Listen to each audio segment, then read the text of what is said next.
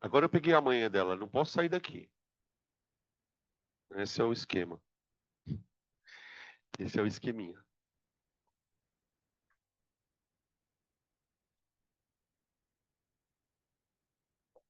Pegaram a minha apostila já, pessoal? Então,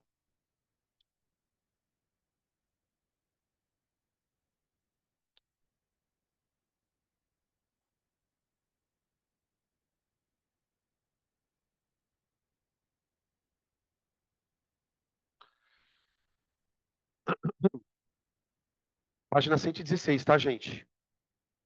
Questões de 1 a 5.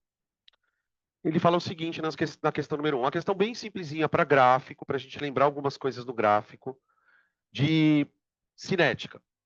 Quando a gente estudou o gráfico de cinética, o gráfico de velocidade não, o gráfico de energia dentro da cinética, a gente destacou duas coisas importantes dentro do gráfico. A primeira era o ΔH, que a gente já sabia determinar, e a outra era a tal da energia de ativação. Então, aqui no exercício, ele coloca um gráfico representando uma reação de mentirinha, uma reação hipotética.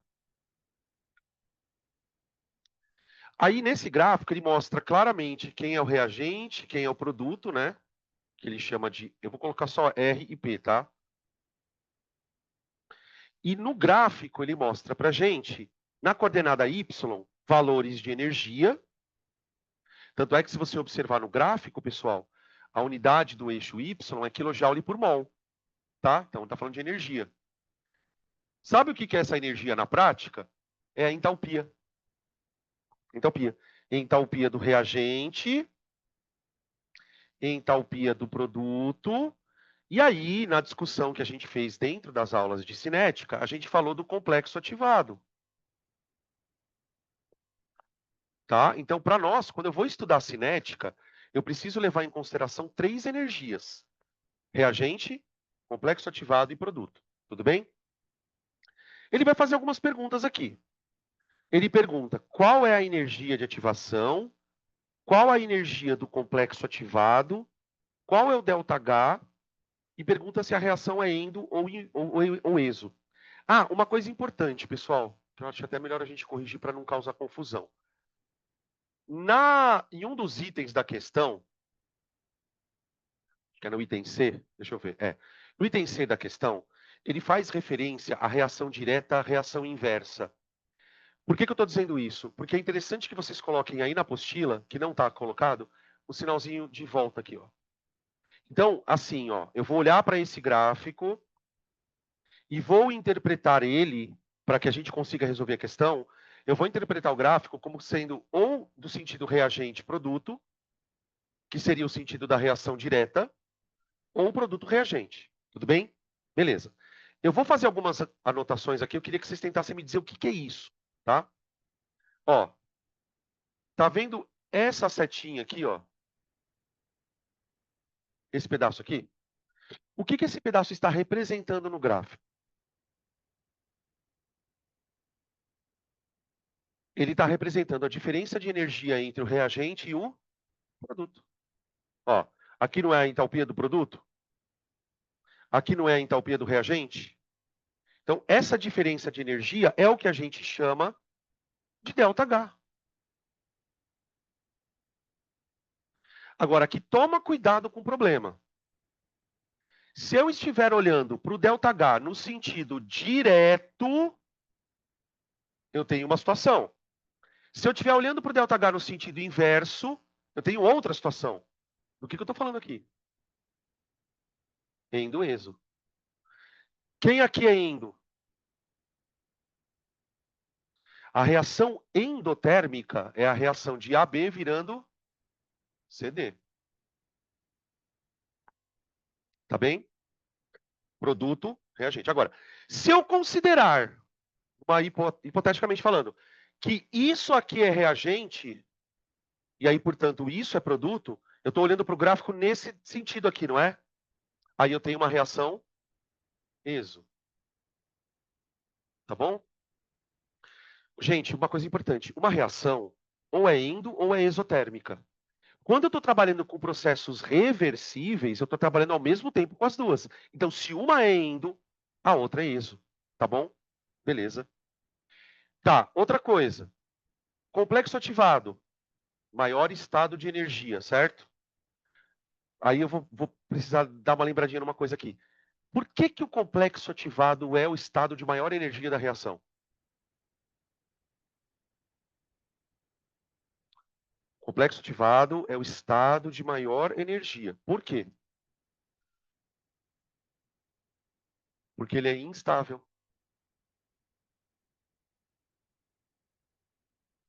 Se ele é instável, para que ele consiga ser produzido, ele vai precisar de uma energia extra, não vai? Ó, se eu quiser transformar o reagente em complexo ativado, eu vou precisar aumentar a energia do sistema. Essa energia ela é importante para nós, ó, dentro da cinética eu estou falando, né? Que é a energia de ativação, certo? Energia de ativação. Define para mim energia de ativação. É uma energia necessária que o reagente tenha para que no momento em que ele colida, ele consiga formar um complexo ativado. Ou, traduzindo de uma forma um pouco mais simples, pensando assim, é a energia que ele precisa ter para reagir. Lembra que uma das premissas para que aconteça uma reação é que a colisão tenha uma energia suficiente para quebrar as ligações, para acontecer o processo? Essa energia ela só é alcançada se a colisão tiver um impacto suficientemente alto. E isso é o que mede a energia de ativação. Eu me lembro que antes das férias, né, a gente falou muito sobre a relação desta energia com a velocidade. Né? A relação, de maneira geral, é aqui. Reações que são mais lentas têm energia de ativação maior. Vamos escrever isso aqui, ó. Reações lentas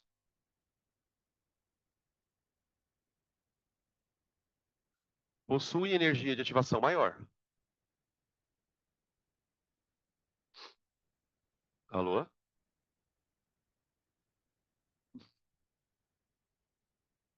De ativação maior. Tá bom? Bom, agora que a gente já deu uma lembradinha nisso tudo, depois a gente fala sobre mais coisas, tá? Mas para o primeiro exercício já tá bom de lembrar. Vamos fazer as continhas que ele pediu aqui, ó. No item A, qual que é a energia de ativação da reação?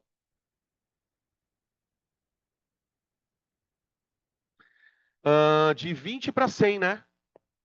É isso aqui, ó, gente. A energia de ativação é de 20 para 100, então 80. 80. B. Qual deve ser a energia do complexo ativado? O complexo ativado é o estado de maior energia, que no gráfico que ele me deu vale 100. Energia do complexo ativado.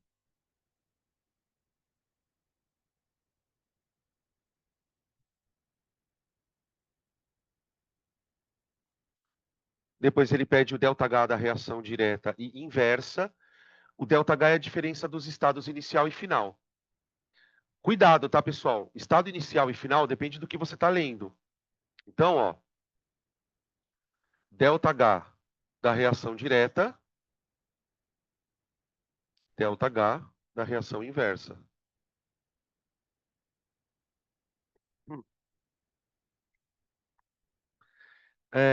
A reação direta absorve calor. A inversa libera, mas o valor é o mesmo, tá? A diferença aqui vai dar 60, né? De 20 para 80. Então, na reação direta, ela absorve calor, então fica mais 60. E na volta, menos 60. Tá bom, gente? Deixa eu ver o que mais que ele perguntou. Ah, tá. Trata-se de uma reação endo ou exo, a gente já falou. Tá bom? Vamos, já que a gente está falando de energia de ativação, vamos aproveitar essa questão antes da gente ir para 2. Mas é bem tranquilinha. O que que eu posso fazer nesse gráfico se eu quiser aumentar a velocidade? Eu posso diminuir esse pico de energia de ativação, não é? E aí, quando a gente fala de diminuição de energia de ativação, a gente está falando do catalisador. Ô, gente, cuidado, porque tem algumas coisas que às vezes caem sobre catalisador que não são aquela coisa óbvia. O que eu quero dizer com isso? O que todo mundo sabe, catalisador aumenta a velocidade. Mas vamos falar um pouquinho melhor sobre isso. Tá bom, a gente sabe que catalisador serve para aumentar a velocidade. Isso é o ponto básico da coisa. Mas o que é o catalisador? Tipo assim, ele é um botão que você aperta, é uma tomada. O que diabo é o catalisador? Ele é uma pessoa? O que ele é?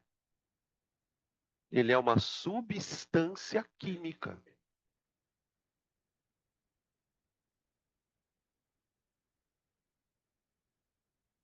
Professor, mas isso é óbvio. Não é.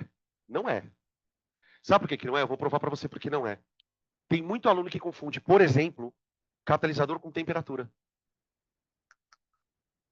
E existe uma razão bem plausível para se você confundiu isso alguma vez na sua vida, tá? Porque a gente aprende assim na escola.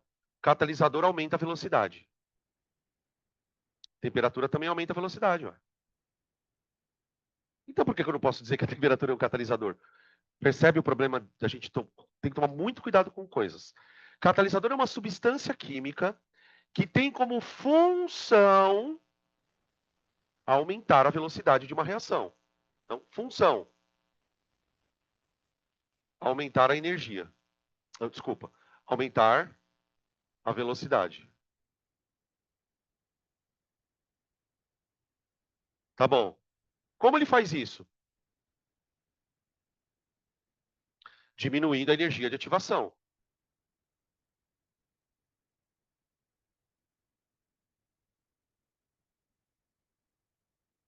Como ele faz isso? Criando um outro complexo ativado. Para pensar, gente. O que torna uma reação mais rápida ou mais lenta? Não é a IA? Mas o que torna a IA maior ou menor? Esse pico. O que o catalisador faz? Ele consegue criar um outro complexo ativado menor, mais fácil de ser atingido.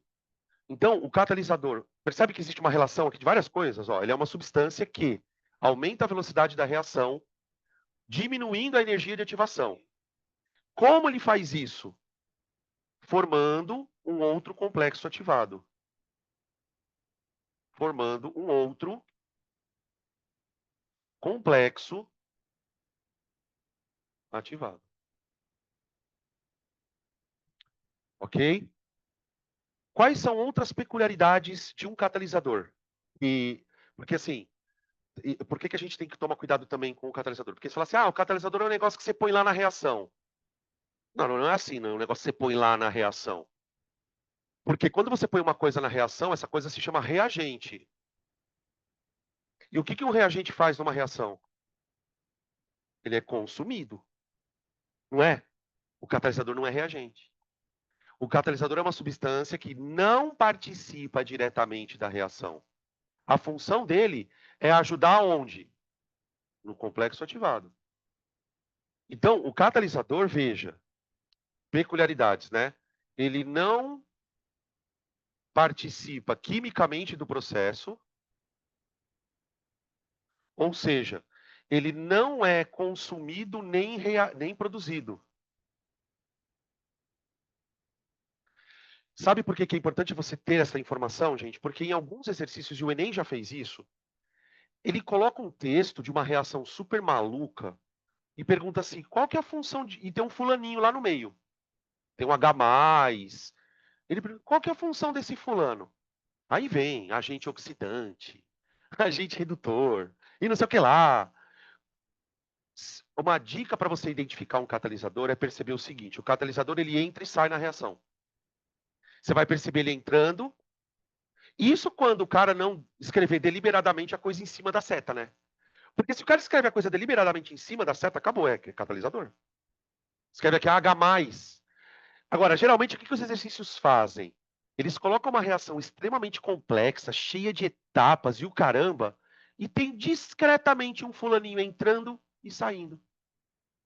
Quando o fulano entra numa etapa e sai na outra, lá no finalzinho, você pode ter certeza que ele é um catalisador. Tá bom? Outra coisa, pessoal, que isso também é uma coisa que a gente precisa falar. Os catalisadores são específicos. Isso significa que uma substância que catalisa uma reação não necessariamente catalisará a outra. Ok? Então você pode esperar várias coisas como catalisadores.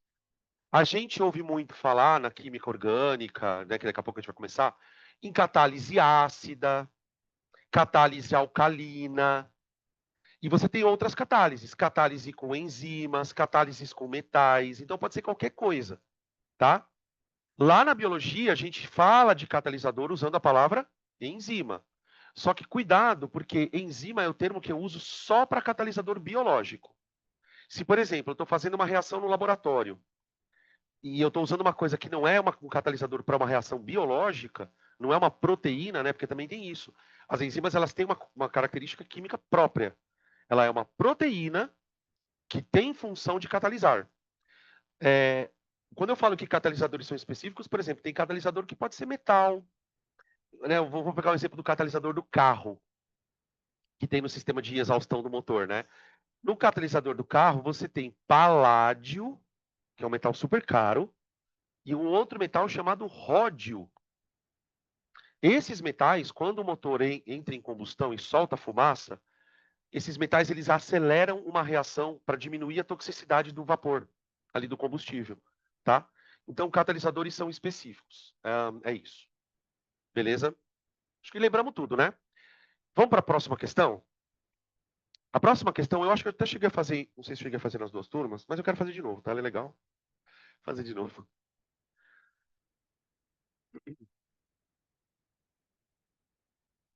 Essa questão número 2, ela é uma questão bastante comum dentro do contexto da cinética. Qual é a ideia da questão? A gente aprendeu que existem vários fatores que afetam a velocidade de uma reação. Então, vamos só elencar aqui eles. Uso do catalisador. Alô? Alô? Alô? Aqui. A gente já discutiu. Que outros fatores a gente pode combinar e usar de maneira integrada, né, para poder mudar a velocidade de reação? A variação de temperatura,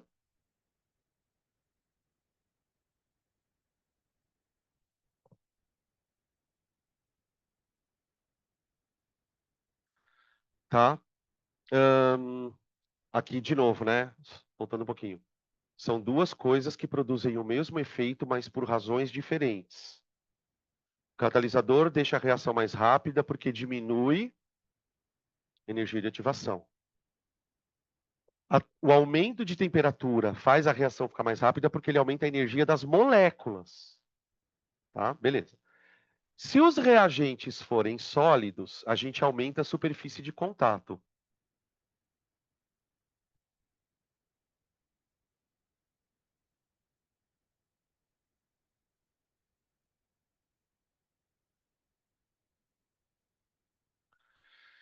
Ahn, se os reagentes forem gases, o que eu posso fazer para deixar a reação mais rápida? Acho que eu não falei sobre isso, né? Vamos pensar, vai. Vamos pensar. Imagina que você está reagindo dois gases. Além da temperatura, além do catalisador, o que eu posso fazer com o gás para deixar ele reagir bem rápido? Aumenta a pressão. Aumenta a pressão. Você pode aumentar a pressão reduzindo o volume. A pressão do gás, gente, ela está relacionada com a agitação das moléculas. Então, o aumento de pressão para gases também é de pressão nos gases.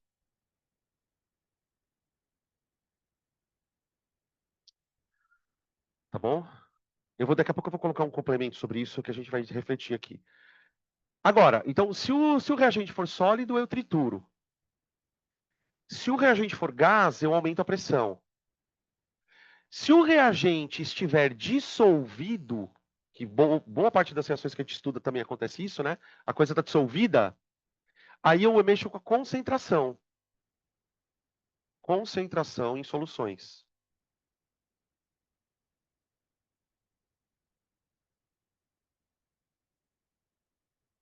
Tá bom? Então, o que que é comum acontecer? Como existem vários fatores que afetam a velocidade, o que que os exercícios como esse 2 costumam fazer? Eles falam assim: olha, eu vou fazer várias experiências. Vou fazer experiência de um jeito, de outro. Ele vai colocando várias situações onde ele faz as experiências. Ou uma temperatura está maior, a outra está menor. A outra, o cara está sólido, a outra está triturado. Ele pergunta qual é mais rápida, qual é mais lenta. Na questão, ele faz isso, ó. Ele dá uma tabela com 4 colunas. Em cada coluna tem uma condição para o experimento. Ele dá uma reação e dá um gráfico com 4 curvas. Vamos ver se vocês lembram isso aqui. Eu vou fazer de novo essa pergunta porque a gente fez isso antes das férias, tá?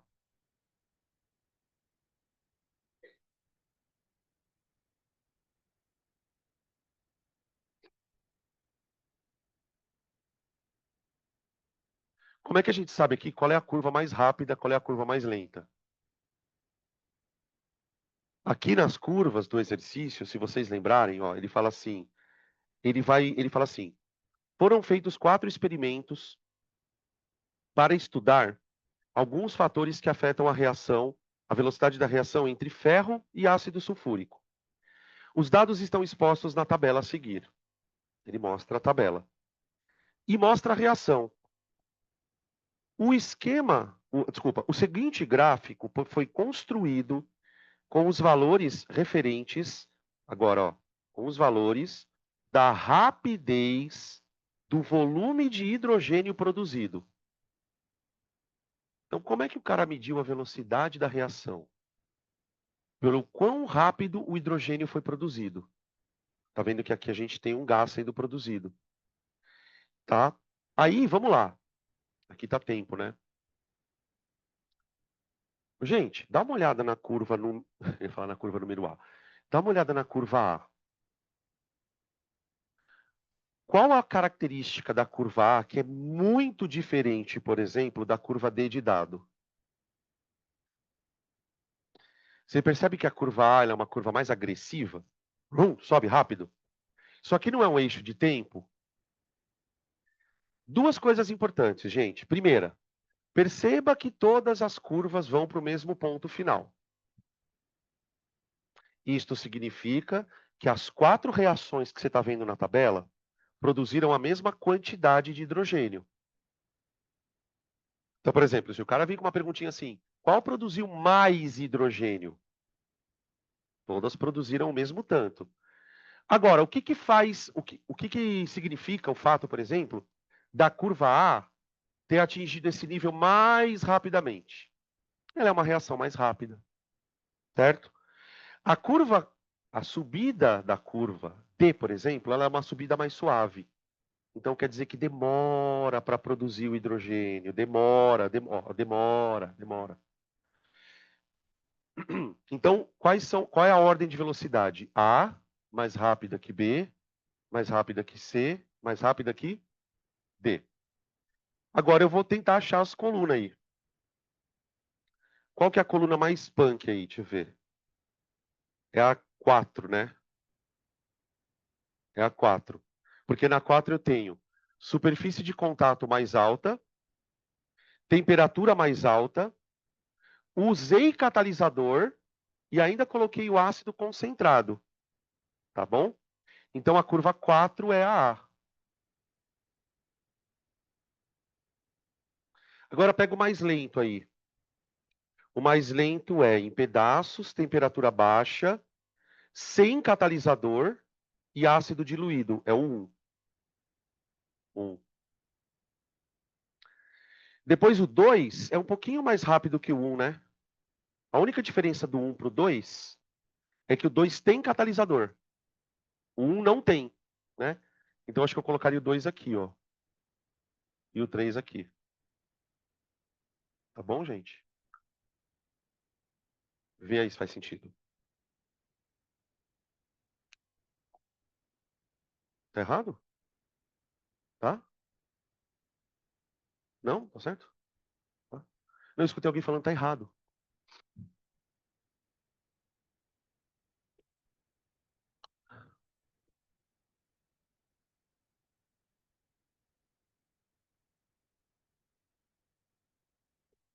Nossa, vai tá calor aqui. Próxima. Essa daqui eu tenho certeza que eu não fiz. Em nenhuma circunstância. Q3. Então ficou a alternativa qual na 2, gente? Desculpa aí. Ah, beleza. 3. Estudando os fatores que influenciam na velocidade das reações, os cientistas imaginaram uma explicação simples para o modo pelo qual são quebradas as moléculas dos reagentes e são formadas as moléculas dos produtos. É a chamada teoria das colisões. Aí ele vai fazer algumas afirmativas só para a gente julgar o que vocês acham que é verdadeiro ou falso. Então, só vamos lembrar rapidamente algumas coisas da teoria. Por que a teoria chama das colisões? Porque ela defende como ponto principal que uma reação só ocorre caso as moléculas de reagente sofram colisões efetivas. Colisão é um evento normal acontecer dentro de um sistema que tem muita molécula. Imagina você misturar duas coisas dentro do sistema. Essas moléculas vão se encontrar. Só que a teoria vai dizer assim, olha, para que a colisão tenha sucesso, essa colisão precisa ter algumas características. A gente pode resumir essas características em 3 pontos, gente. Primeira, a colisão precisa ser feita com moléculas que queiram reagir uma com a outra.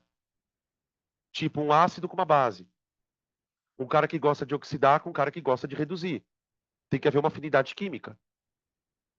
Segundo, principalmente quando a reação envolve moléculas que têm grande tamanho, geometria molecular complexa, a reação precisa de encaixe. A gente chama de geometria adequada. Até mostrei para vocês, a gente falou bastante sobre isso, né? Como que a enzima faz isso. Então eu preciso de orientação. E eu preciso de energia de ativação. Tudo bem? Se uma colisão não tiver essas 3 coisas, se ela não tiver energia suficiente, se as moléculas não tiverem geometria adequada na hora de colidir, e se elas não tiverem afinidade química, colisão não ocorre. Não é que a colisão não ocorre, desculpa. A colisão pode até ocorrer, mas a reação não. Tá? Vamos ler aqui. Todas as colisões entre reagentes são efetivas. Acabei de dizer que não. Falso. A velocidade da reação é diretamente proporcional ao número de colisões efetivas.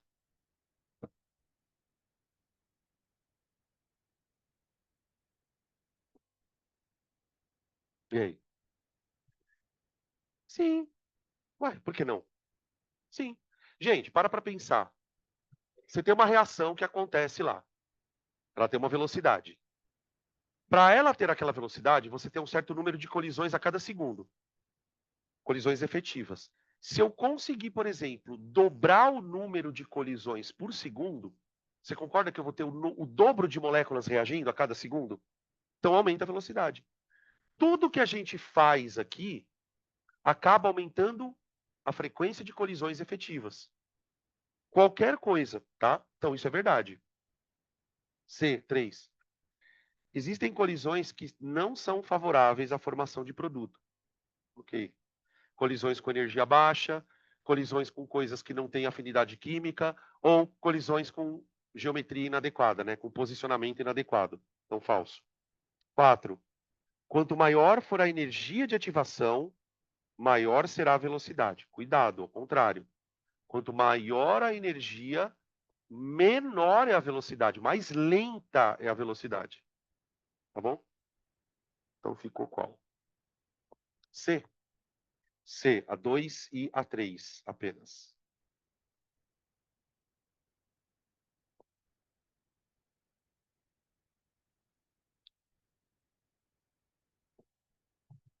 Questão 3.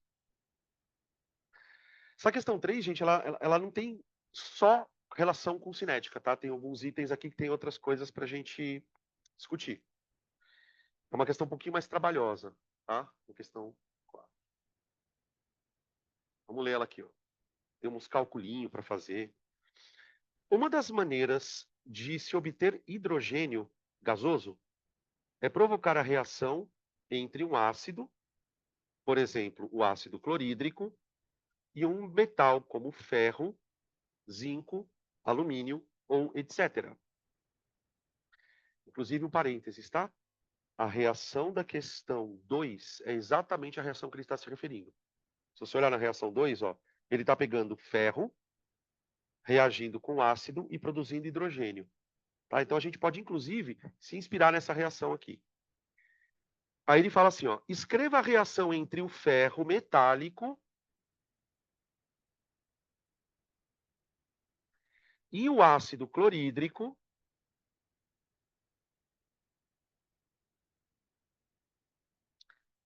produzindo... aqui, ó. Assuma que os produtos formados são o ferro 3 e o cloro, e o hidrogênio. Ô, gente, eu vou produzir hidrogênio. Já vou colocar aqui, H2. Ele falou que produziu ferro, é o ferro 3, né? Que ele fala? Ou é o 2? 3. Agora, vamos devagar um pouquinho aqui. Professor, como assim ferro 3? Tá vendo esse ferro aqui, ó? Daqui a pouco a gente vai falar sobre inox, né? Nesse ferro, a carga dele é zero. Não tem carga aqui, ó. Ele não é nem cátion e nem um ânion. Ele é um metal neutro. Só que pelo que ele está falando, este ferro não é mais zero. Ele virou 3. Se esse ferro virou 3, pessoal, ele com certeza está ligado junto com o cloro, que é negativo. Ó. Não, professor, como é que você tem tanta certeza? Uai, o cloro aqui eu sei que ele é -1. O cloro aqui é -1. Então ele está dizendo, olha, o ferro vai virar ferro mais 3. Eu sei que uma coisa para se ligar com o cloro, como o cloro é -1, essa coisa para se ligar com o cloro ela tem que ser positiva. Então o hidrogênio, por exemplo, aqui ele tem carga +1, está ligado com o cloro -1. Então eu imaginei que se o ferro que ele está dizendo é mais 3, ele vai aparecer ligado junto com o cloro -1. Ah, professor, mas espera um pouquinho aí. Como que apareceu 3 cloros aqui? Calma, porque nós não balanceamos a reação. A gente vai corrigir o problema dos átomos no balanceamento, tá? Beleza? Quando a gente estiver estudando reação de deslocamento, eu vou explicar passo a passo isso aqui, tá? Então, essa aqui é uma reação, gente, até assim, você pode até escrever aí, se você quiser. Eu preciso saber disso aqui. Tá? A gente tem que saber em detalhes o que, que acontece, por que, que o ferro virou mais 3. Então, isso é uma coisa que a gente vai dar bastante atenção na parte de reações, tá? Inorgânicas. Por enquanto, eu vou botar a reação assim e vou balancear ela e vou seguir aqui. Para balancear, gente, me ajuda aí, vai. Vocês vão dormir. Por onde a gente começa o balanceamento?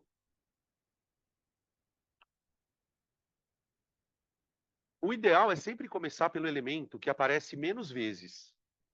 Só que nesse caso, todo mundo aparece pouco. O ferro aparece uma vez, o cloro aparece uma vez em cada lado também, e o hidrogênio também. Então aqui não dá muito para escolher por aí. Eu não começaria pelo ferro. Vou tentar começar, porque o ferro ele meio que já está balanceado, né? Ó. Eu não sei lá, não começaria pelo ferro, não. Eu poderia começar pelo cloro. Quando é assim, tipo, que você pode escolher meio por quem começa, eu gosto de começar pelo elemento que tem o maior número em qualquer lado. Então, por exemplo, eu olho lá, quem que tá com o maior número? É o cloro, ele tá com o número 3 aqui, né? Então, eu vou começar a balancear por ele, tá? Então, se o cloro é 3 aqui, eu vou meter um 3 aqui. Tudo bem? Aí é o seguinte, isso é um truque que você usa para não te confundir. Nesses casos que a reação é pequena, não é tão foda. Mas assim, mesmo que você saiba que não precisa colocar um, coloca. Por quê? A hora que você colocar um aqui, você sabe que você não pode mais mexer nesse número. Você botou um aqui para quê? Para balancear o cloro aqui, não é? Só que, se você colocou um aqui, esse um dá para o ferro também. Então aqui você tem que colocar o quê? Um também. Observa que do jeito que nós estamos, só está faltando balancear quem? Hidrogênio, tá. Quantos hidrogênios eu tenho aqui? 2. E aqui? 3. Temos um problema. Eu preciso fazer esses dois números ficarem iguais. Uma sugestão que eu dou é, pensa assim, aqui você tem que ter 2 hidrogênios, certo? Desse lado aqui eu tenho que ter a mesma quantidade. Que número a gente poderia colocar aqui, porque esse número aqui eu posso usar, para que dê 3 certinho? 1,5, certo? Agora vamos falar sobre um tabu aqui. Tabu. Professor, afinal de contas, pode colocar número de fração? Eu já ouvi que pode, já vi que não pode. Depende. O que você quer dizer com esse número 3/2? Se você quiser dizer para mim assim, que eu estou reagindo com 1,5 molécula de hidrogênio, fica estranho. Não existe 1,5 molécula. Então, por exemplo, por que muita gente não gosta de trabalhar com número quebrado? Porque realmente, se você pensar, como que pode existir 1,5 molécula de hidrogênio? Então isso causa uma estranheza. Agora, eu olho para esse número e eu não enxergo que isso aqui é 1,5 molécula. Isso aqui é uma proporção em mol. Isso aqui é uma proporção em mol. 1 mol disso precisa de 1,5 mol. Quando você põe a molécula mol, desculpa. Quando você põe a palavra mol na frase, você concorda que você não está mais falando de 1? Você está falando de quanto? 602 sextilhões. Então, o que é 1,5 mol de hidrogênio? É 1,5 vezes 602 sextilhões. Tá? Toda essa enrolação para dizer assim, pode colocar o número quebrado. Agora, se você não quiser trabalhar com o número quebrado, o que eu faço?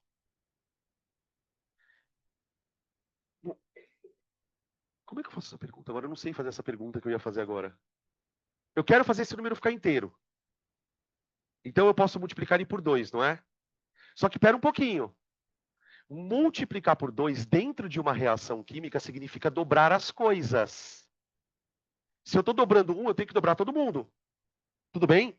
Então fica. Aí você usa aquele jeito que você gosta. Vocês gostam. 6.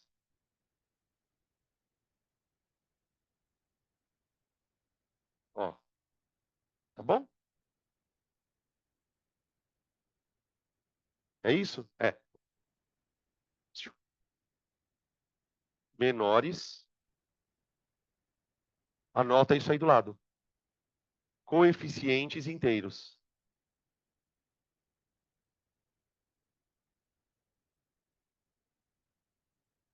Ó, deixa eu explicar por que eu estou falando isso.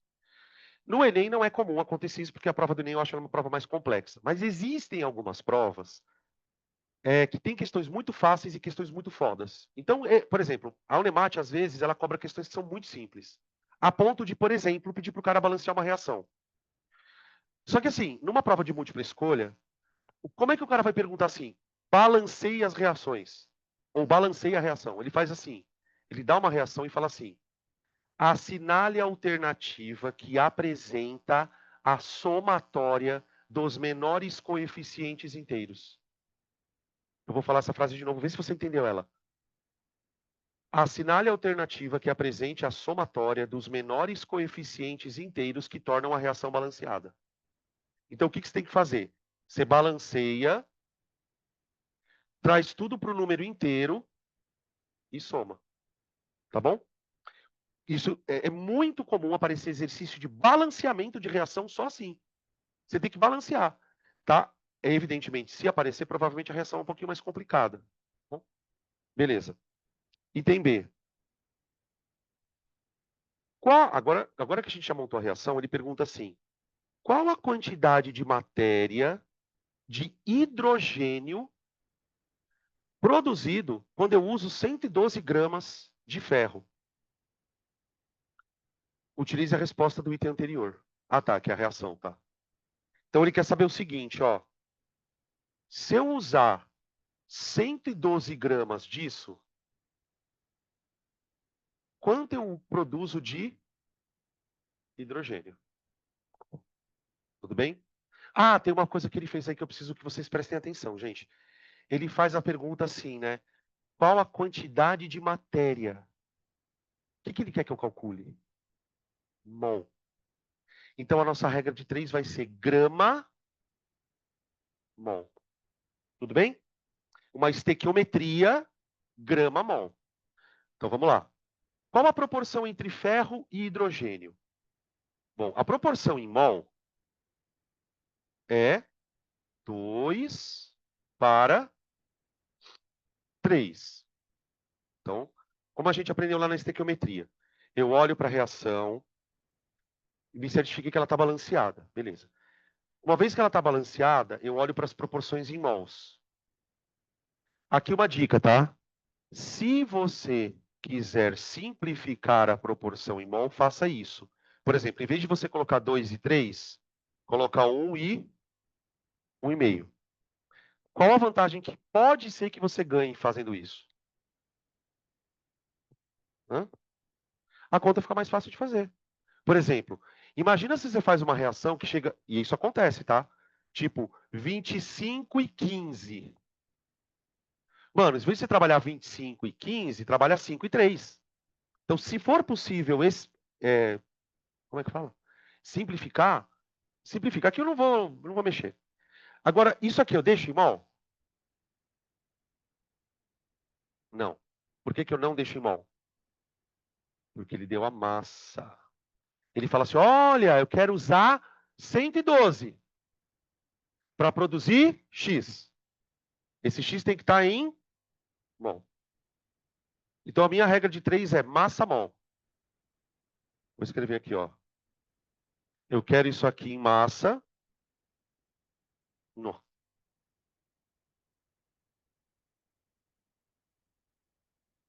E eu quero isso aqui em mol. Tá. Quanto pesa 2 mols de ferro? Adivinha? Ele não pôs aqui, né? Que filho da puta. Pôs? Ah, que bom. Dá exatamente 112, gente. Dá exatamente 112. 2 mols de ferro. Ah, então pera um pouquinho. Se eu usar 2 mols de ferro, que são 112 gramas, eu produzirei 3 mols de hidrogênio? Sim, sim. Ele deu uma quantidade de ferro que, por coincidência, está na própria proporção. Então, na hora que você mostrou a proporção, a resposta do exercício saiu. Do item B, né? Tá? Então, no item A, eu fiz uma reação. No item B, eu fiz uma estequiometria e descobri que eu produzi 3 mols de hidrogênio nesse processo. Aí ele continua, já no item C agora.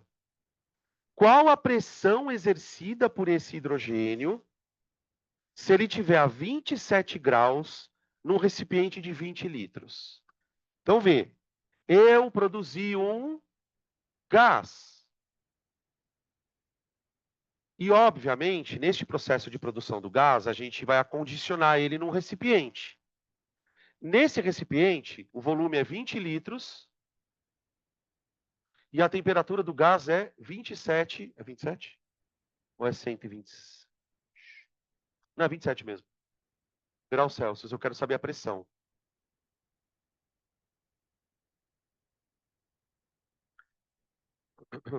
Beleza?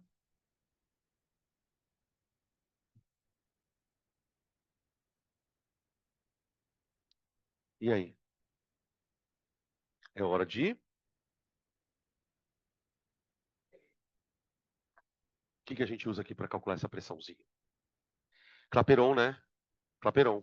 Ó, eu quero a pressão, eu tenho a temperatura, eu tenho o volume, eu acabei de achar o número de mols. Ele deu uma boa dica pra gente, né? Ele deu a constante. Então, ó, PV igual a nRT. Então, a pressão do gás, ela vai ser nRT dividido por volume.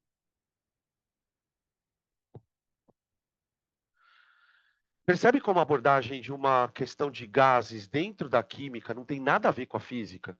Só que é uma questão de gás, só que ela vai muito mais para a estequiometria. Essa coisa de ficar PVT, Povotó, P1, V1, é mais para física, tá, gente? Mais para física. Então, ó, a pressão aqui fica 3 vezes 0,082, 2. A temperatura do gás é 27, que dá 300, dividido por 20. 24,6. 24,6. 246, 4812, 72, 73, 74. 74 por 20?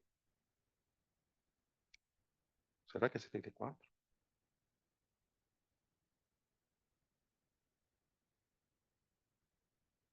Cadê? Carlos.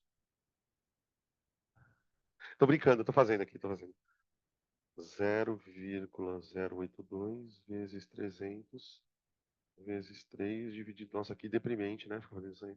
Nossa, nada a ver, cara. 74. De vocês deu. Se alguém fez a conta, eu acho que deu isso aqui, ó. 3,69. Nada a ver, 74. Tá bom? Hã?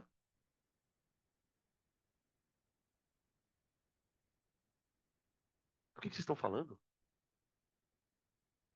Ah, não, mas faltou um 10, né? Eu esqueci de dividir por 10 também. Tá. E o próximo item? 1,12 Agora, do nada, uma outra pergunta, ó. 1,12 quilogramas de ferro metálico é colocado em contato com excesso de ácido clorídrico. Depois de 5 horas, foi constatado que 520 gramas de ferro permaneceram na forma metálica. Determine a velocidade da reação em gramas de ferro por minuto.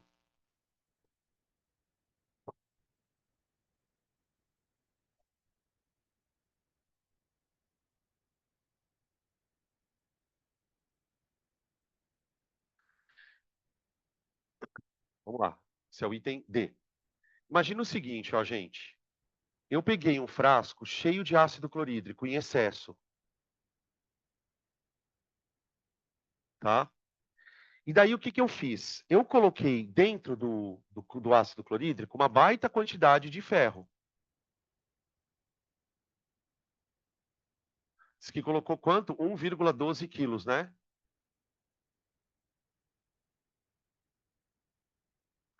Agora, tenta imaginar você olhando para essa reação no laboratório. Vamos imaginar que você entrou no laboratório e em cima da bancada tem exatamente isso aqui acontecendo. Quando você olhar para isso aqui, o que você vai enxergar? Você vai enxergar alguma coisa acontecendo aqui? Vai. Você tem que enxergar duas coisas. Primeiro, você vai enxergar uma espécie de uma efervescência saindo daqui, como se você tivesse jogado sonrisal na água. Por quê? Gás.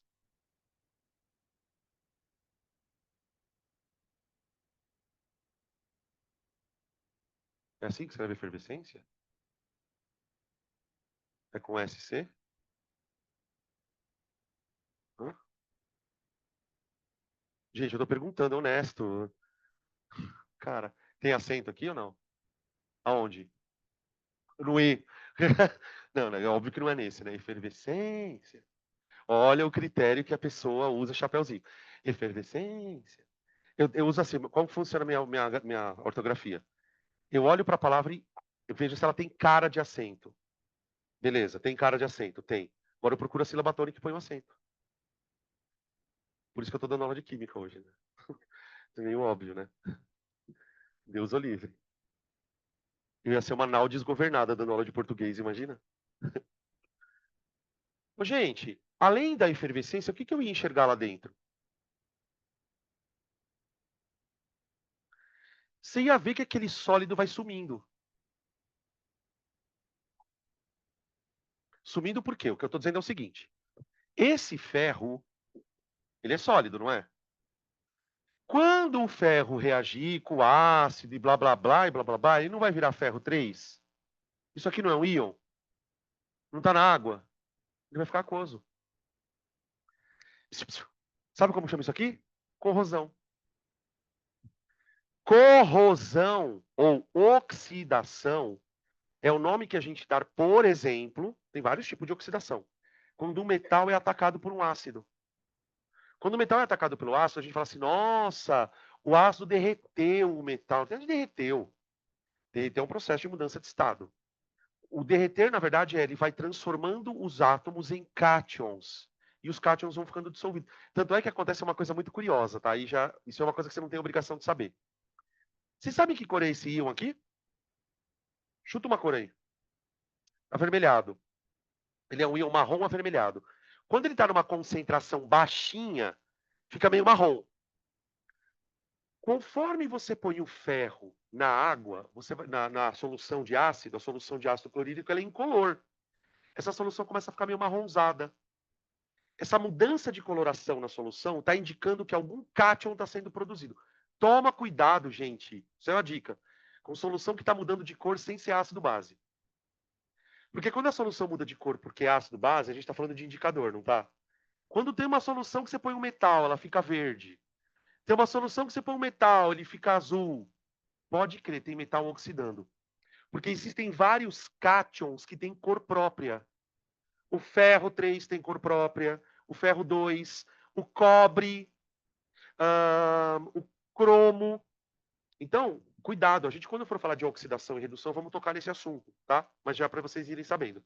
Então, ó, eu estou vendo coisas acontecerem. Eu estou vendo o ferro mudar de estado, porque ele está passando do sólido para o aquoso, e é por isso que a massa de ferro cai. Quando ele fala assim, a quantidade de ferro que sobrou, ele está falando do ferro reagente desse cara, tá? Quanto que sobrou dele, gente? O 520 é o que sobrou. Então, a massa final é 520. A massa inicial é 1120. Então, houve um delta M aqui, né? Não teve um delta M? Então, por exemplo, para quem gosta de escrever coisinhas com fórmulas, eu quero a velocidade do ferro. Seria delta M sobre delta T, onde o delta M seria a variação de massa, tá? Lembra, não sei se vocês vão lembrar, porque isso já foi um pouquinho mais para trás. Quando a gente estava explicando esse negócio de delta, eu falei assim, olha, gente, esse delta não precisa ser que nem na física positivo ou negativo. Você pode usar o delta só com a diferença, ressaltando se aquilo está sendo consumido ou se aquilo está sendo produzido. Então, nesse caso, a gente sabe que o delta é negativo, que ele foi consumido, mas você não precisa escrever. Então, você coloca só a massa. Variou, que é... Ele quer em grama por minuto ou por hora? Maldito. Quantas horas ele ficou lá? 5 vezes 60. Ah, nem é tão foda, vai. Ó, ele gastou 600 gramas do negócio em 5 horas. Só que como ele quer por minuto, eu vou colocar 5 vezes 60. Tá bom? Pim, pim.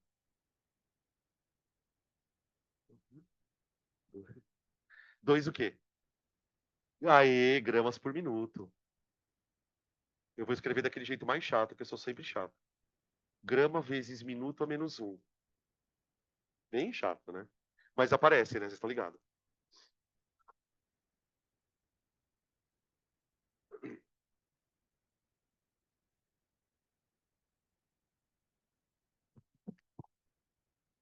Calma, tira o dedo da boca, você vai engolir o dedo. Tá tudo bem? Tá mesmo? Sério? Então tá. Calma aí. Nossa, mordi forte. Né? E qual a velocidade da reação? É quase a mesma pergunta, só que em mol de hidrogênio por minuto. Ele quer que eu expresse a velocidade, mas não pensando no ferro, mas pensando no hidrogênio.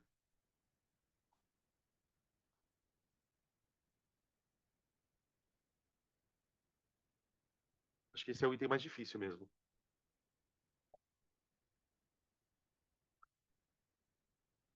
Velocidade de hidrogênio em...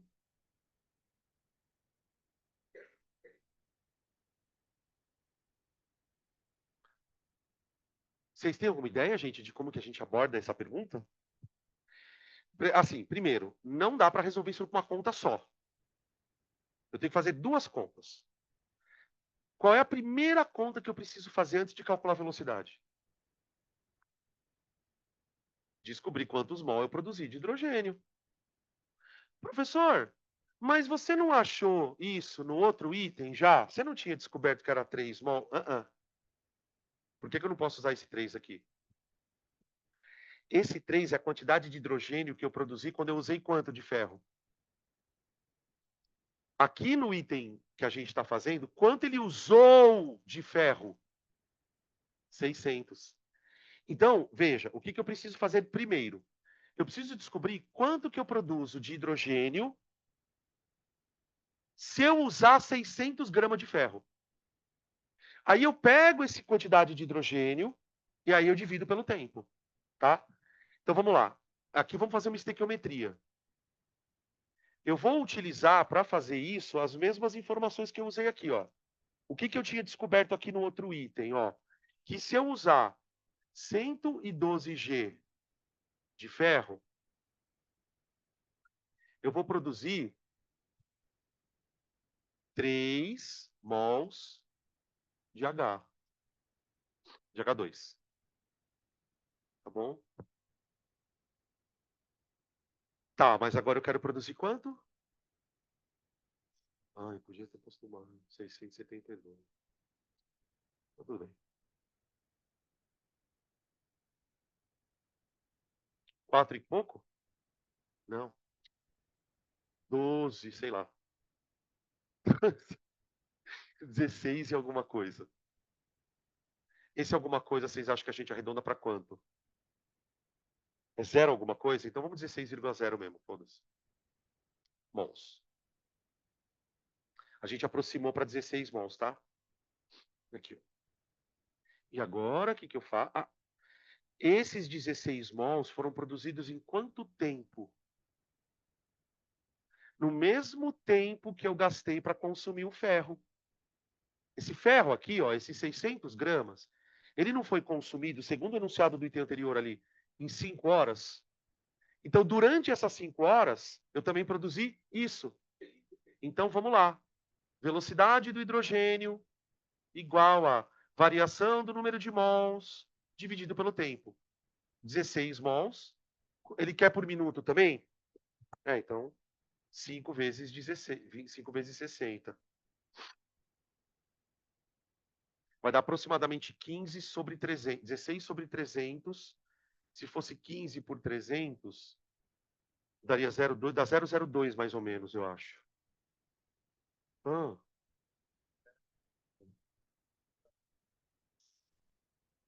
2 para x? Ah, pode, pode. Fica menor a conta, né? 0,02, tá? Por minuto. Tá? O que o Carlos sugeriu, tá? Só para compartilhar com vocês, gente, ver se vocês acham que é interessante pensar assim também. E é bom. É, em vez de ele fazer a conta com isso, ó, o que que ele fez? Ele já pegou a velocidade do ferro. Então, tipo assim, o que que a velocidade do ferro me fala? Que eu gasto 2 gramas por minuto. Então, olha o que que ele pensou. Acho que foi isso, né, que você pensou. Se eu colocar 2 gramas aqui, já não é a quantidade de ferro por minuto? O valor que eu vou achar aqui é a quantidade de hidrogênio por minuto. 0,05? Perdão. Vocês entenderam o que que ele fez? Então, ao invés dele usar os 600 gramas, ele colocou a própria velocidade aqui do ferro. Então, ele fez a regra de 3 com a velocidade. Tá bom? É uma estequiometria massa-mol. Tá? Era isso? Tá. Beleza?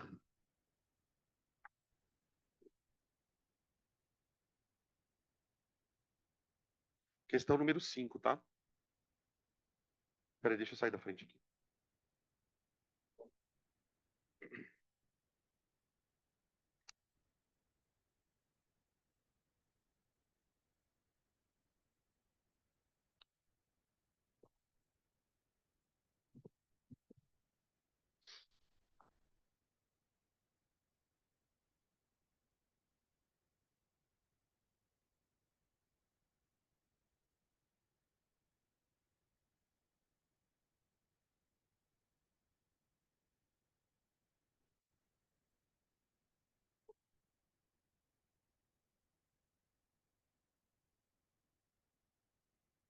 Hoje ela tá mais obedecida. Obedecível. Questão número 5, gente. A questão número 5, só para a gente lembrar, né, que foi o último tópico que a gente discutiu desse assunto, que por sinal é o tópico que menos cai, tá? Diria para vocês até que é bem difícil pensar numa questão de lei cinética. Talvez no vestibular da UFGD apareça. Talvez, desses mais que vocês costumam prestar no Enem, dificilmente vai aparecer. Ele fala assim, ó. Considere a fase gasosa da reação entre óxido nítrico e uma molécula de bromo. E a molécula de bromo, que estão a 273 graus. Aí ele mostra a reação aqui, ó. 2NO mais bromo, formando esse negócio esquisito aqui, 2NOBr. Nem sei que molécula é essa. Tá aí. Só que lembra que um dos fatores que faz a reação aumentar ou diminuir de velocidade? Alô? É a concentração dos reagentes, não é? Então, por exemplo, de maneira geral, tá? Sem entrar nas contas ainda. Imagina que eu vou fazer essa reação usando dois gases. Então, o que que eu faço? Eu pego um recipiente. Esse recipiente ele tem um volume, não tem? Ele tem um volume. E eu vou colocar aqui dentro um certo número de mols desse cara e um certo número de mols desse cara.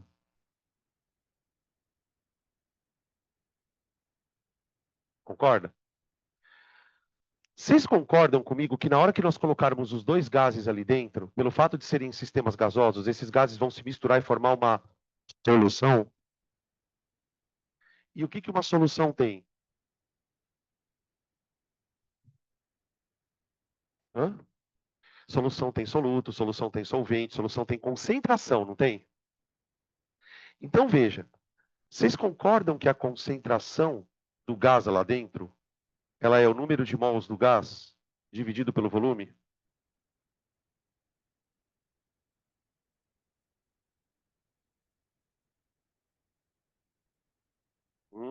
Ó, na hora que você colocar o número de mols lá dentro, esses números de mols eles vão se misturar e vão formar ali dentro uma mistura com cada gás numa concentração. Então, uma coisa que é importante da gente trazer de informação aqui, pessoal, é que questões envolvendo gases, pensando na velocidade, né? Por que que a gente fala que a velocidade de uma reação envolvendo gás depende da pressão? Porque a pressão é uma coisa que está relacionada diretamente com concentração. Pensa comigo assim, se eu colocar mais NO do que BR2, eu vou ter mais pressão parcial do NO e menos pressão parcial do BR2. Se eu colocar mais BR2 e menos NO, a pressão parcial do BR2 vai ser diferente da do NO. Então, a gente costuma dizer assim, ó, vê se a frase faz sentido para vocês.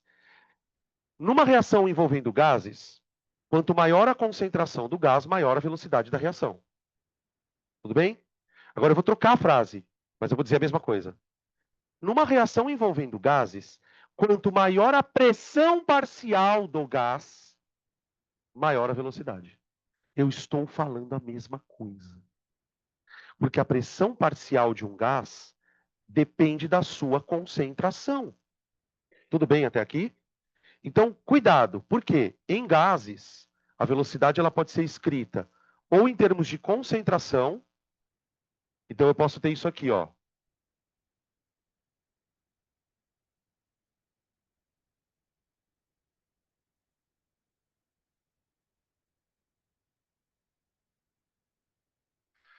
Ok? Isso aqui mostra a equação de velocidade de uma reação em função das concentrações. Ou, quando a substância for gás, pode acontecer do cara escrever assim, ó.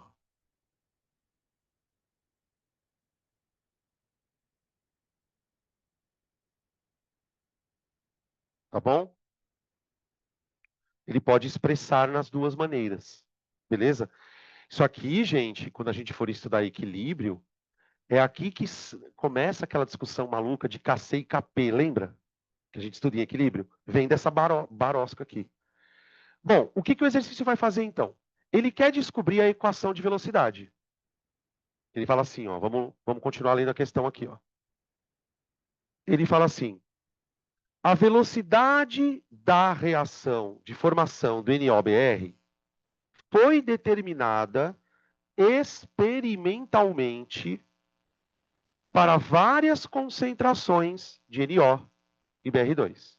Então, o que ele fez? Ele elaborou uma série de experiências. Aqui foram quantas? 4. E qual que era o objetivo da experiência? Se vocês olharem na coluna a última coluna da direita, tem lá velocidade em mol por litro por segundo? Por segundo, perdão. Então, o que ele fez, o cara, gente? Um trabalho de filho da puta, né? Ele fez assim, ele preparou uma experiência onde a concentração do NO valia 0,10, a concentração do bromo valia 0,20 mol por litro.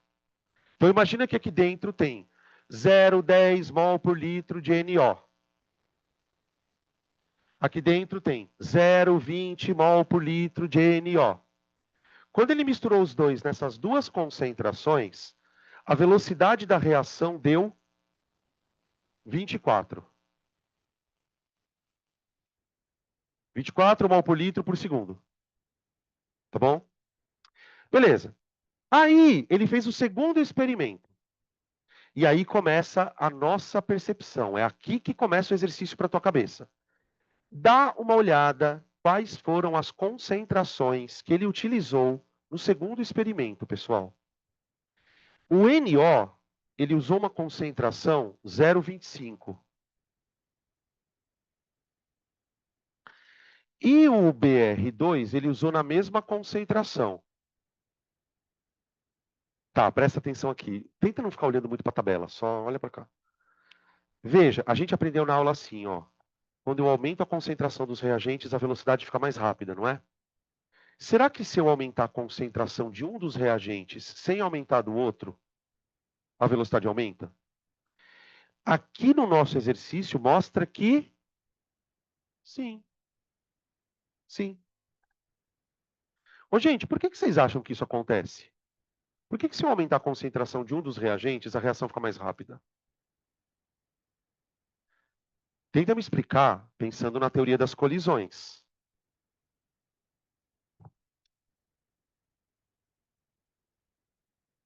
O que significa ter um reagente mais concentrado? Que tem mais moléculas dentro do mesmo espaço, não é? Se tem mais moléculas dentro desse mesmo espaço, você concorda que a probabilidade de uma molécula de bromo encontrar o NO é maior? Não porque o bromo está mais concentrado, mas o NO aumentou a concentração. Então, se a concentração do NO está maior, é porque tem mais moléculas por litro ali dentro. Então, com certeza, eu aumento a chance da molécula de bromo encontrar com o NO. Por isso, a reação ficou mais rápida. Tudo bem até aqui? Vamos de novo. Agora, a gente pode ler um pouco mais rápido as outras duas linhas. A terceira linha está mostrando para a gente assim, ó. O experimento do 3, o NO é 0,10 e o BR2 é 0,5.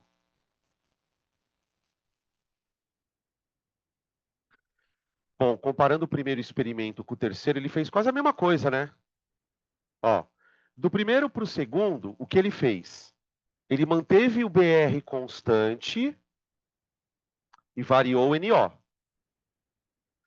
Se você comparar o primeiro experimento com o quarto, ele manteve o NO e variou o BR. E a velocidade também variou. E o quarto experimento, 0,25, 0,5 ou 0,50. Ai, desculpa, gente, é 0,35, verdade. E aqui vai dar 735. Misericórdia. Tá aí. Bom, ele faz duas perguntas. Determine a ordem de reação em relação ao NO e em relação ao BR2. Se vocês. Vamos tentar lembrar aqui algumas coisas da semana pré, das 2 semanas antes das férias. Quando eu mostrei para vocês essa equação aqui, eu disse para vocês assim: olha, pessoal, essa equação se chama lei cinética e o objetivo dela é que você consiga calcular a velocidade de uma reação sabendo as concentrações. Só que para você conseguir usar essa lei, você precisa conhecer os expoentes. Esses expoentes são as ordens x e y. Eles chamam de ordem, mas para a gente é uma matemática simples. Bom, isso é a ordem. Tá? O que ela representa matematicamente? Qual é o grau, literalmente a palavra é grau, qual é o grau de dependência da concentração com a velocidade?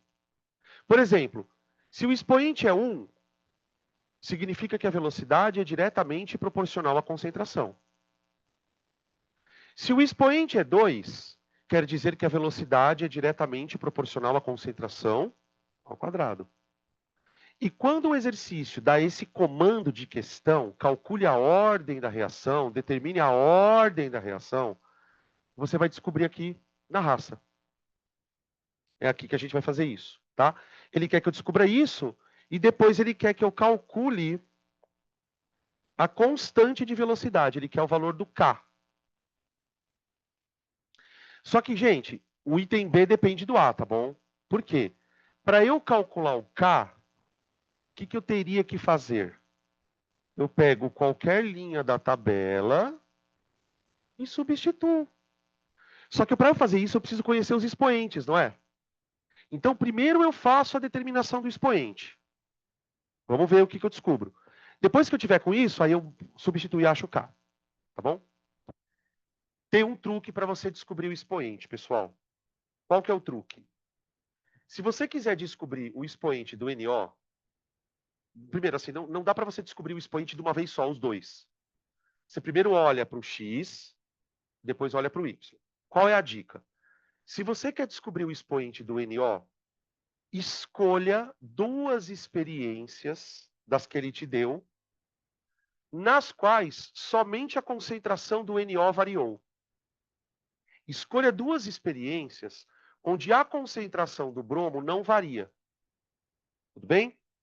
Aqui eu vou escolher os experimentos 1 e 2. 1 e 2. Compara os experimentos 1 e 2. Concentração do bromo não mudou. A concentração do NO aumentou. Bom, se a concentração do NO aumentou, a velocidade aumentou. Bom, até aqui tudo bem? Agora é ponto-chave. Por quê? Quantas vezes a concentração do NO aumentou? 2,5.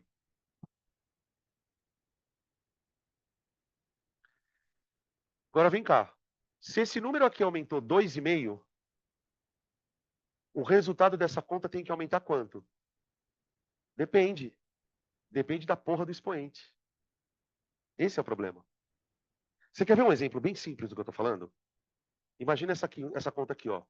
Y igual a 3x.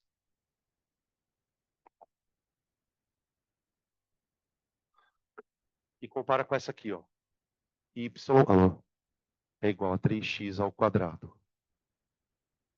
Tá, vamos fazer uma brincadeira aqui.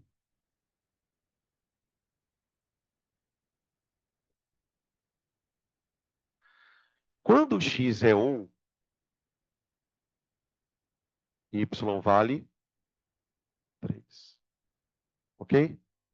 Quando x é 2, y vale 6. Agora vem para cá. Olha o que é grau de uma função. Isso é grau. Quando x é 1, y é. Quando x é 2, y vale. Vocês perceberam? São graus diferentes. Aqui, Quando eu dobrei o x, o que aconteceu com o resultado? Dobrou. Isso acontece porque é uma relação de primeiro grau. Sabe aquela função afim que o Eloy fala? As funções de primeiro grau são sempre funções diretamente proporcionais. É o gráfico que te dá uma reta. Quando a função é de grau 2, grau 3, gente, a coisa não funciona assim. Quer ver? Olha para os dois conjuntos de valores. Daqui para cá, o que eu fiz com o x? Eu multipliquei por 2. O resultado foi multiplicado por 2 aqui? Não. Ele foi multiplicado por 2 ao quadrado. Deu para entender? Então, essa percepção a gente precisa desenvolver para conseguir chegar a conclusões aqui. Quer ver? Ó? Agora volta para cá. O NO é como se fosse o x, não é? Na minha função aqui, ó. Você tem uma função assim, ó. Velocidade igual a NO elevado a uma coisa. Isso aqui é o Y. Isso aqui é o X. E esse é o expoente secreto. Ó, o X foi multiplicado por 2,5.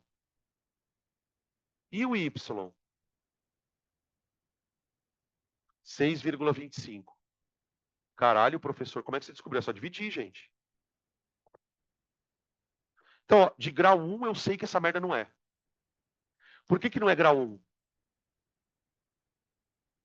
Porque, gente, se fosse grau 1, isso aqui tinha que ter aumentado 2 vezes e meia.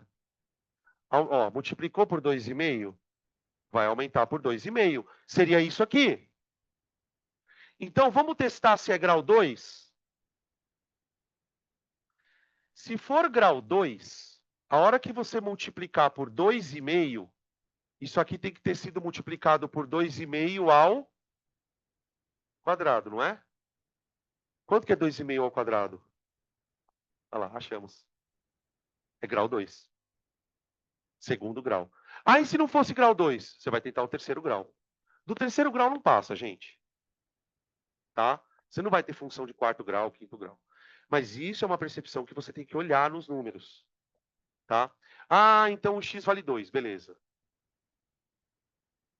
Então é NO elevado ao quadrado. Agora, eu faço a mesma coisa, pessoal, só que para o bromo. Para eu descobrir o expoente do NO, o que eu fiz? Eu escolhi 2 experimentos onde somente o NO variava. Agora eu vou escolher 2 experimentos onde somente o bromo varia. Que vai ser o... Que é? Esse aqui, não. Esse aqui, né? Ó, o 1 e o 4. Nossa, gente, vocês viram que eu numerei que nem meu rabo isso aqui? 1, 2, 4, 5. São só 4, né, experiências? Então, ó, que tal a gente pegar o 1 e o 3? Certo? Ó, por que o 1 e o 3? Porque no 1 e no 3 só está variando o bromo. Tudo bem? Deixa eu fazer uma pergunta aqui. Por que é importante eu pegar os experimentos só onde um varia? Por exemplo, aqui eu peguei os experimentos onde só o NO varia. Agora eu vou pegar os experimentos onde somente o bromo varia. Tem uma explicação para isso, não tem? Se você quer estudar o efeito de um reagente na reação, você tem que se certificar de que só ele está fazendo efeito.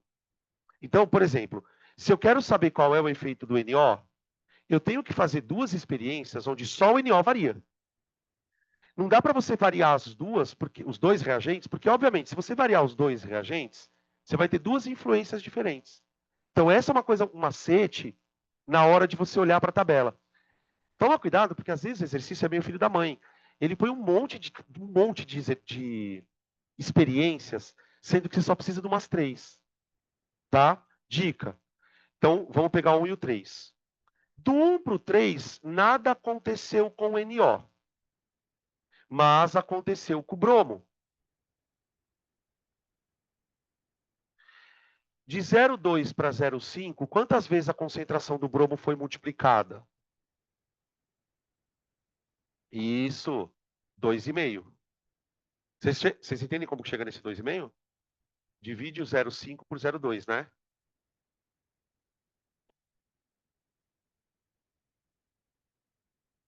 Então, ele foi multiplicado por 2,5. Se o grau por 1, aqui é 2,5 também, ó. Vamos lá. Pega 60 e divide por 24. 6 vezes 10 dividido por 6 vezes 4, cancela o 6, fica 10 por 4, que dá 2,5. Então, quando a velocidade aumenta de 24 para 60, ela está sendo multiplicada por 2,5. Opa! Multipliquei o x por 2,5. O y também foi multiplicado por 2,5. Isso é sinal de que a relação é primeiro grau. Dependência diretamente proporcional. Então, para o y vale 1. Oi. Se ele não tivesse dado 3, você vai ter que fazer a raça. Espera aí. Vamos tentar fazer na raça? Vocês entenderam o que eu falei na raça, né? Bom, primeiro, vamos lá. Vamos supor que eu não tenha esse dado, né? Então eu vou ter que me virar com o que eu tenho. Então, vamos lá. Faz de conta que não existe isso aqui, tá bom? Tenta não olhar para isso. Eu já descobri, pela análise dos experimentos 1 e 2, que o expoente do NO vale quanto? 2. Então, a minha equação agora é a seguinte, ó, V igual a K vezes concentração de NO elevado ao quadrado vezes concentração do bromo elevado a Y. Tudo bem? Aí o que eu vou ter que fazer? Eu vou ter que fazer um sistema. O que eu faço? Eu pego, vamos supor, eu pego a primeira experiência. Então, você disse que a gente não tem o 3, né? Então, eu tenho o 1, 2 e o 4. Então, se eu não tenho 3, eu vou pegar, vamos lá, primeira experiência. Qual é a velocidade? 24 igual a K vezes 0,1 elevado ao quadrado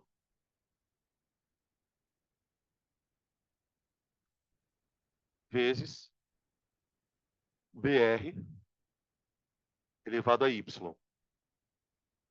Beleza? Aí eu faço o seguinte, como eu não tenho mais a reação 3, para eu conseguir achar o Y, eu vou pegar a equação 4 e vou mandar pau aqui. Então vai ficar assim, ó. São 2. 735 igual a K vezes. A concentração ali é 3,5 vezes 10 elevado a menos 1 ao quadrado vezes bromo elevado a Y. Tudo bem? Aí eu tenho que resolver essa equação. Eu vou ter que resolver essa equação. Como que a gente poderia resolver essa equação? Eu vou tentar dividir a equação 1 pela 2. Vou fazer isso aqui, ó.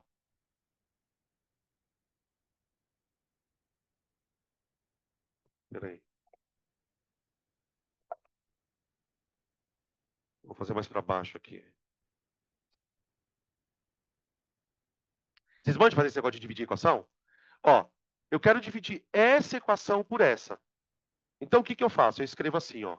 K vezes 10 a menos 1 ao quadrado vezes BR2 elevado a Y sobre K vezes 10 a menos 1 ao quadrado vezes BR2 elevado a Y igual a 24 sobre... Ah, pera um pouquinho, gente. Aqui eu esqueci de substituir o bromo, ó. Sorry. Porque no experimento 1 eu sei o valor do bromo. Ele vale 0,2 elevado aqui. E aqui ele vale 0,5 elevado a y. Então, pera um pouquinho. Aqui é 0,2 elevado a y e aqui é 0,5 elevado a y, é isso? E aqui é 735. E agora?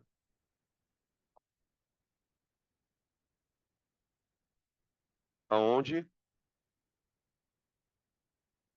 Obrigado. Assim? Tá. E agora?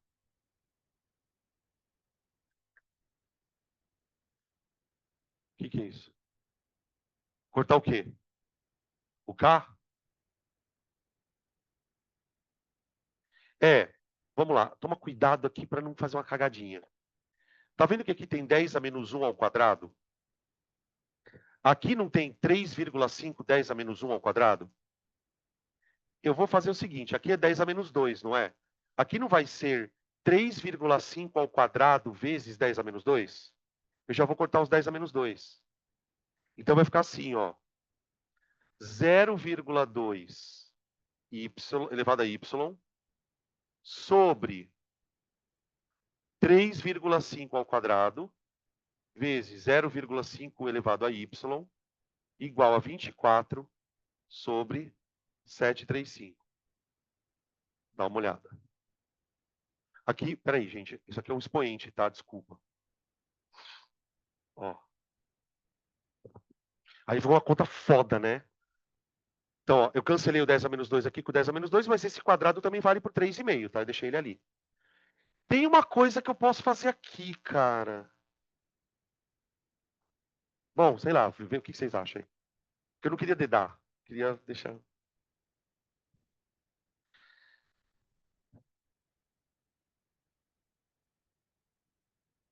Boa. Então, pera um pouquinho.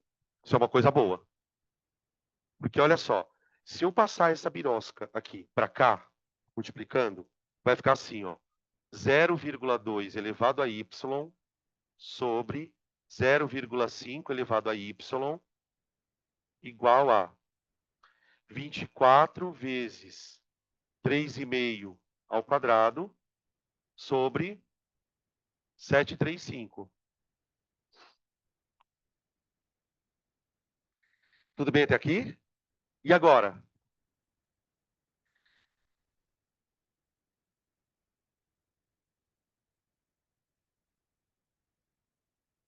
Não, não, então a gente pode fazer o seguinte aqui, ó, peraí. Aqui eu posso escrever 0,2 por 0,5 elevado a y, assim, ó. 2 quintos, pode ser 2 quintos?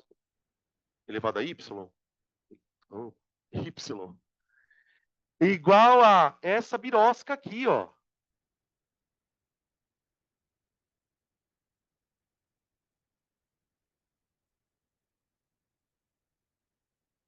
Ô, gente, eu tenho que tentar. Veja se você faz, se você acha que faz sentido isso que eu vou falar agora.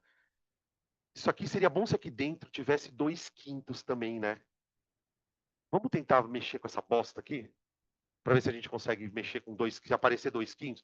Isso aqui provavelmente é 2 quintos elevado a alguma merda. E aí?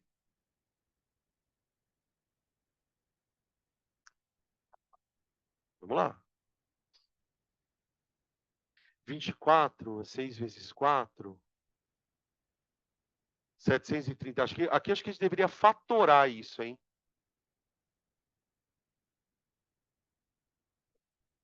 Não sei como é que fatora isso.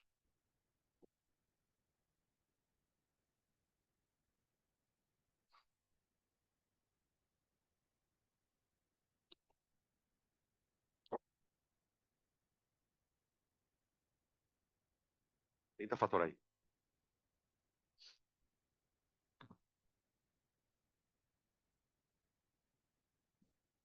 Essa caneca é minha?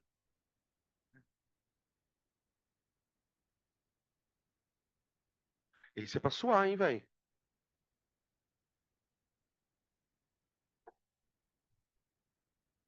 294?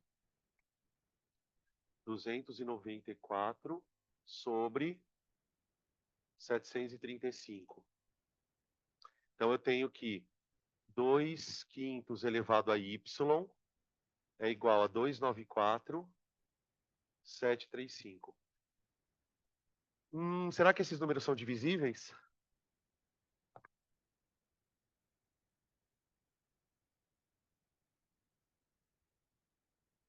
Isso tudo é a mesma coisa que 2/5?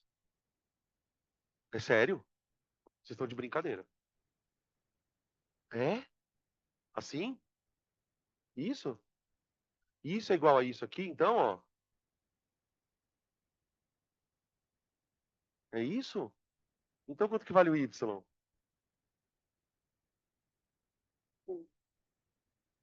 A gente tinha achado esse y1 antes? Bem mais fácil, né? Mas porque ele deu o experimento, tá? Bom, resumindo a história, tá? Dificilmente ele não vai fazer isso, tá? De te dar o experimento, porque senão você viu que a conta ficou muito difícil, tá? Mas dá para fazer, beleza? Bom, então a gente descobriu que a equação de velocidade, só para a gente, então, resumir. A equação de velocidade, no final das contas, é k vezes NO elevado ao quadrado vezes bromo elevado à primeira. Isso aqui é a equação de velocidade. Aí ele pede, no item B, não satisfeito, para que nós calculemos a constante de velocidade. Ô, gente, a constante é o k, ok? Para você descobrir o k, agora que você tem os dois expoentes, basta você escolher qualquer experimento, novamente, qualquer, aqui pode ser qualquer, e substituir os valores. Você tem as concentrações e tem a velocidade. A dica aqui é: escolha o experimento com números menores, para ficar mais fácil de fazer a conta. Então, veja, eu vou escolher o experimento número 1. No experimento número 1, a velocidade é 24 igual. Isso aqui já é o item B, tá? Concentração do NO. No experimento número 1, o NO vale 10 a menos 1, né? Então, é 10 a menos 1 elevado ao quadrado. 10 a menos 1 ao quadrado. Vezes. A concentração do bromo no primeiro experimento vale 2 vezes 10 a menos 1. 2 vezes 10 a menos 1 elevado à primeira. Vezes o K. Deixei o K para o final, tá? Então, a concentração do NO, a concentração do bromo e o K é a nossa incógnita. Aqui vai ficar 10 a menos 2 e aqui vai ficar 10 a menos 1, 10 a menos 3. Então, vai ficar 24 igual a 2 vezes 10 elevado a menos 3. K. Passa o 2, 10 a menos 3 para baixo, então vai ficar K igual a 24 sobre 2 vezes 10 elevado a menos 3. 12, 10 a terceira. 12.000. Tá bom?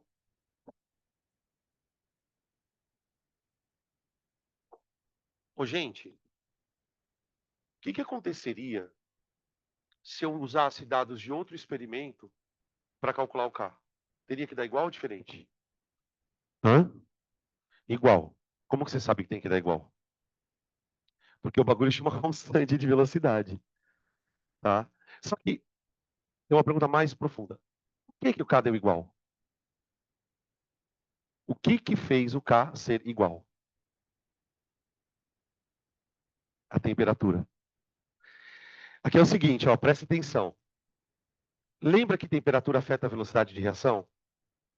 Então, por exemplo, se o cara te der vários experimentos aqui e perguntar para você assim, os experimentos estão na mesma temperatura? O que você tem que fazer? Você tem que calcular o K 2 vezes. Se você calcular o K nos experimentos e der o mesmo valor, é porque os experimentos foram feitos na mesma temperatura. Para cada temperatura, o K vai ter um valor. Então, por exemplo, esse K de 12.000 é a constante de velocidade dessa reação numa certa temperatura. Ah, mas dá para descobrir a temperatura? Não, a gente não tem uma fórmula para isto. Mas eu consigo, a partir do K, provar se a reação está com velocidade diminuiu ou aumentou. Tá? Então, ó, para reações com a mesma temperatura, para reações em mesma temperatura,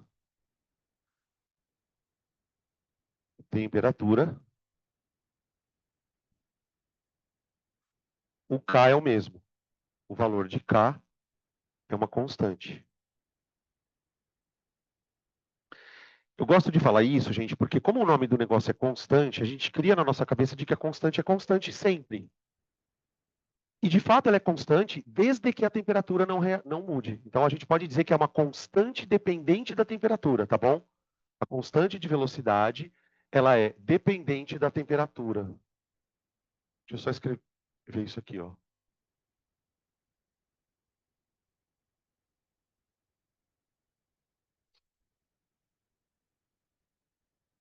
Temperatura.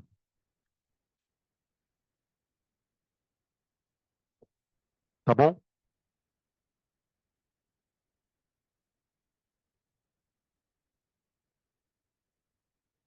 Oi.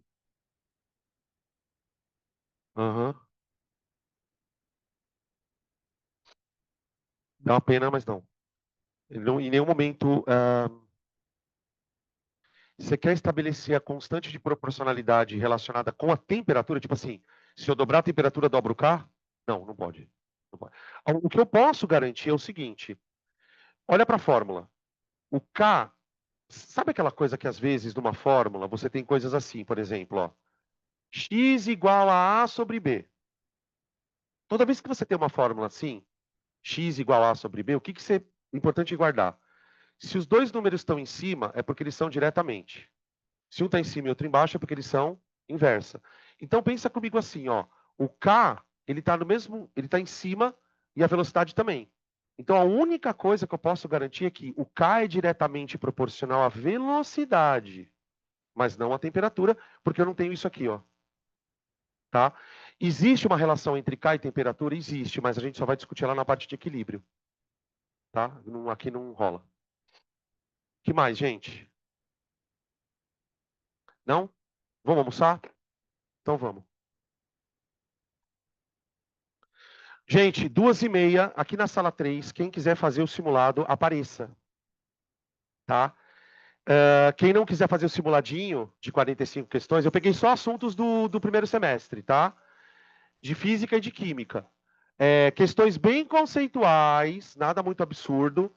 Quem não quiser fazer presencial, espera 2h30 que eu mando no grupo o PDF, tá?